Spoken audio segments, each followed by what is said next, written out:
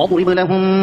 مثل الرجلين جعلنا لأحدهما جنتين من أعناب وحففناهما بنخل وجعلنا بينهما زرعا كلتا الجنتين آتت أكلها ولم تظلم منه شيئا وفجرنا خلالهما نهرا وكان له ثمر فقال لصاحبه وهو يحاوره أنا أكثر منك مالا وأعز نفرا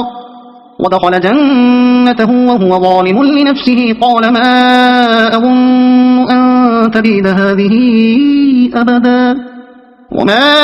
أظن الساعة قائمة ولئن رددت إلى ربي لأجدن خيرا منها منقلبا قال له صاحبه وهو يحاوره أكفرت بالذي خلقك من تراب ثم من نطفة ثم سواك رجلا لكن هو الله ربي ولا أشرك بربي أحدا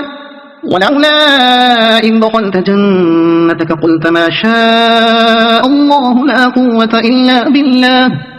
إن ترني أنا أقل منك مالا وولدا فعسى ربي أن يؤتيني خيرا من جنتك ويرسل عليها حسبانا من السماء فتصبح صعيدا زلقا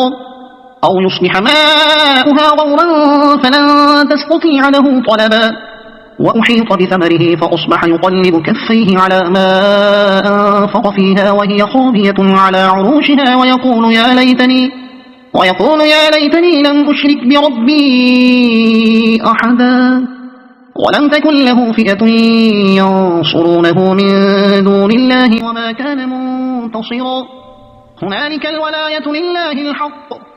هو خير ثوابا وخير عقبا صدق الله العظيم.